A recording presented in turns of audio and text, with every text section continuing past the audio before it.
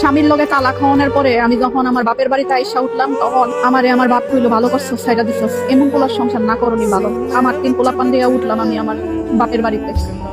প্রথম প্রথম সবাই অনেক আদর যত্ন করতো। আমার ছোট ভাইটা আমার বাচ্চাটারে দেখতো, আদর করতো, বড় ভাই খোঁজ খবর নিত, খাইছিস কিনা জিগাইতো।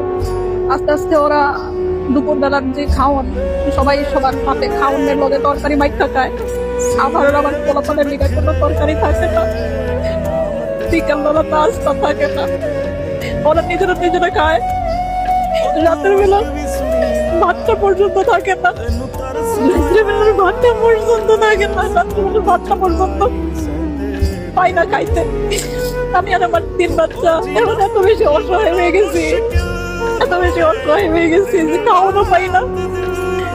জামাই কাম করতো না, কথা শুনাইতো, এর লিগে আয়া পড়ছিলাম এই বাসায়। জামাই বাসায় খাওয়ানোর অভাব ছিল না, এই বাসায় খাওয়ানোর কষ্ট করতেছে, পড়ানোর কষ্ট করতেছে।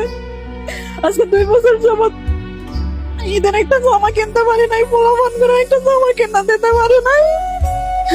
এখন মনে হয় যে জামাইয়ের সংসারটা করানো উচিত ছিল, বুঝাই শুনে জামাই সংসারটাই করানো উচিত ছিল। এত দুঃখ লাগে।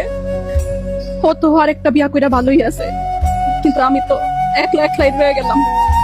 কেউ না পারতে ছোটখাটো ব্যাপারের লিগে তালাকটা নিয়েন না, তালাকটা নিয়েন না।